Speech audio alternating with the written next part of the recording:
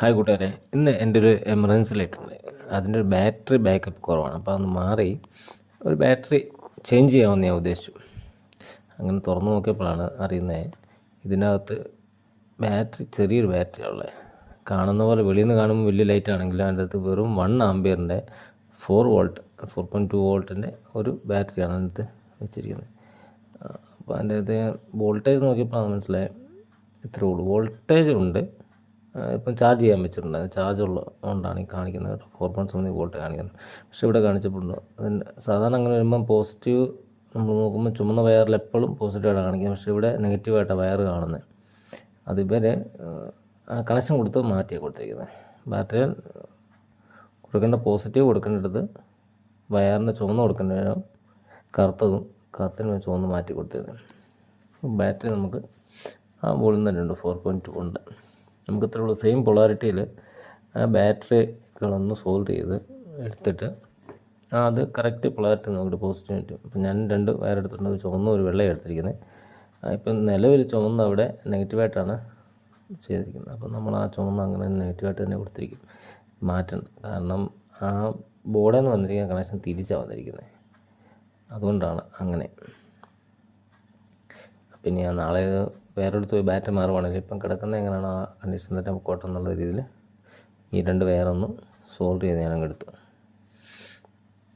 അത്യാവശ്യം ഒരു സോൾവിങ്ങിന് നമുക്ക് പേസ്റ്റ് മുക്കി തേക്കുകയാണെങ്കിലേ എളുപ്പം സോൾവ് ആവും. അതുകൊണ്ട് സോൾവിങ്ങിന് പല മാർഗങ്ങളും പുതിയതായിട്ട് വന്നിട്ടുണ്ട്. ഇതൊക്കെ പഴയ മെത്തേഡാണ്. ഇതുപോലുള്ള വീഡിയോകൾ നമ്മൾ ഇടയ്ക്ക് 1-2 ചെയ്തിട്ടുണ്ട്. ഇതൊന്നും വീഡിയോ എടുക്കാനൊന്നും ഓർക്കത്തില്ല അത്യാവശ്യം കാര്യങ്ങൾ നമ്മൾ ചെയ്യുമ്പോൾ. പക്ഷേ പിന്നെ ഇങ്ങനെ ആലോചിച്ചപ്പോഴാണ് ഇതുപോലെ നമുക്ക് സ്വന്തമായിട്ടൊക്കെ ചെയ്യാൻ പറ്റുന്ന പലരും ഉണ്ടാവും. അവർക്ക് അറിയത്തില്ല എങ്ങനെയാണ് എന്താണ് ഒന്നുമില്ല. ഈ ഒരു ബാറ്ററി വാങ്ങിച്ചാൽ ബാറ്ററി റിപ്ലേസ് ചെയ്യാം. നമ്മൾ ഒരു സ്ക്രൂ ഡ്രൈവറും അത്യാവശ്യമുള്ള സോൾവിങ്ങും ഉണ്ടെങ്കിൽ ബാറ്ററിയുടെ ബാക്കപ്പ് കിട്ടുന്നില്ല, പെട്ടെന്ന് ഡിസ്ചാർജ് ആയി പോകുന്നു, ചാർജ് ആകുന്ന സമയം ഫുള്ളാവുന്നുണ്ടെങ്കിലും കുറച്ച് സമയം നിൽക്കുന്നിട്ട് വെട്ടം കുറയുന്നെങ്കിൽ ബാറ്ററി പോയതാണെന്ന് നമുക്ക് കണക്കാക്കാം. പിന്നെ ഇതിനകത്ത് ഞാനിപ്പോൾ 1 ആമ്പിയറിൻ്റെ ബാറ്ററി ഉണ്ട്, 1 ആമ്പിയറിൻ്റെ കൂടെ ഒരെണ്ണം കൂടെ കണക്ട് ചെയ്തു. ഇപ്പോൾ 2 ആമ്പിയർ ആയിട്ടുണ്ട്. ഇപ്പോൾ ഈ 2 ആമ്പിയർ ബാറ്ററി വെക്കാൻ സ്ഥലം വേണ്ട ഇതിനകത്ത്. ഞാൻ ആദ്യമേ നോക്കിയായിരുന്നു കേട്ടോ.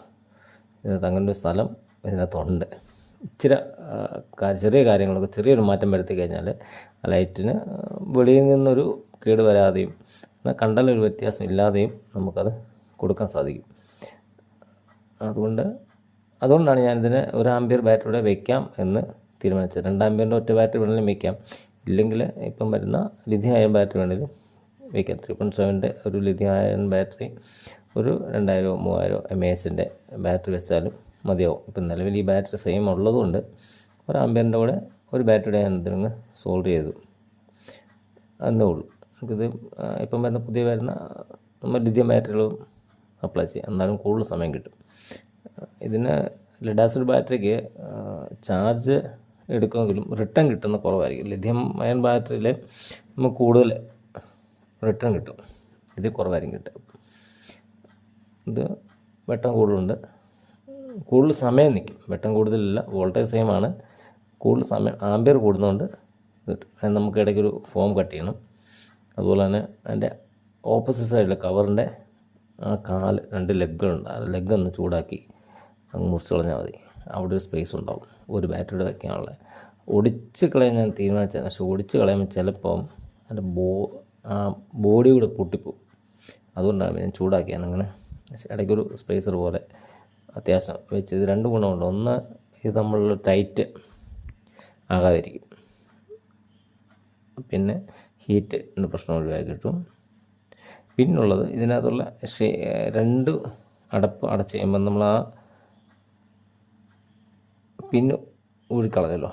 അതായത് അവിടെ ആ കളഞ്ഞ ഭാഗം ഒരു ടൈറ്റ് ആകാൻ വേണ്ടി ആണ് അത് ഞാൻ അങ്ങനെ ഇട്ടത്. എല്ലാം ഫിറ്റിങ് കഴിഞ്ഞു. നമ്മൾ സ്ക്രൂകളൊക്കെ ഒന്ന് കണക്ട് ചെയ്യാം. ഒന്ന് ലൈറ്റ് കത്തിച്ച് നല്ല സൂപ്പറായിട്ട് ലൈറ്റ് കത്തുന്നുണ്ട്.